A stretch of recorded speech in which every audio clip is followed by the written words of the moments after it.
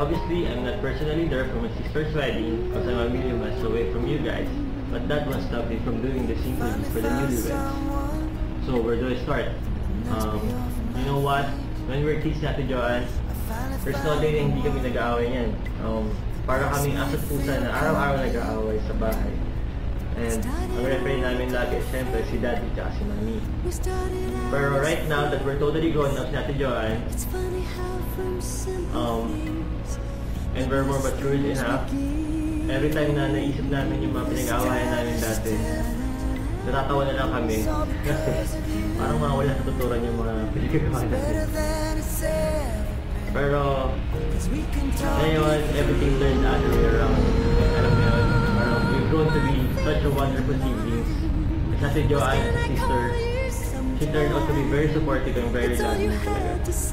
Kahit sa akin, kahit Mami, kila Daddy, sobra siyang matulungan. Masama-asama talaga siya. And in times that I need her the most, she's always there and never turns her back on me. And I'm very thankful that hindi siya kami dad. At ngayon, she's starting her new life with me.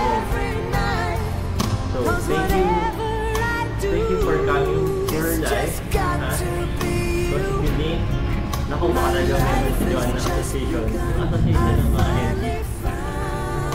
You know what I mean?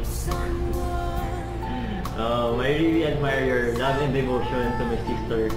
Kasi, ewan ko ba, nakakaya naman kasi yung mga tantoks ni Ate Joanne.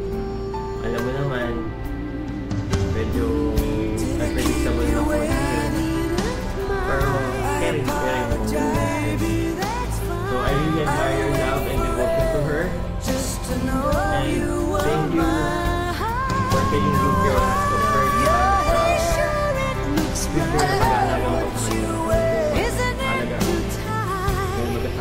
You're exceptional. I can't wait for the rest of my life. And you know how much we love her. And This is it. I very well know that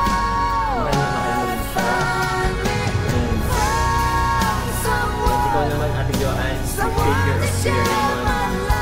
Kasi alam ko na mabuti kang asawa sa kanya. To be with every night. Mahalaga mo siya. 'Cause whatever I do, it's just got to be you. Ayan ha, first time kong tawagin ka.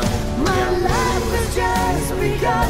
I finally found someone.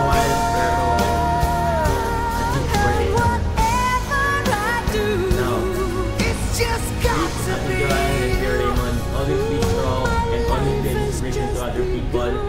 Remember God at the center, to guide us, to guide you. Love each other like there's no tomorrow. Keep the trust and always support each other. I love you guys, and I always got your back. And pag may kailangan kayo, andito lang ako. Madali niyo lang ako makakontak. And I wish you all the best in life. A lot of cute babies yung mga kamukha ko, ah.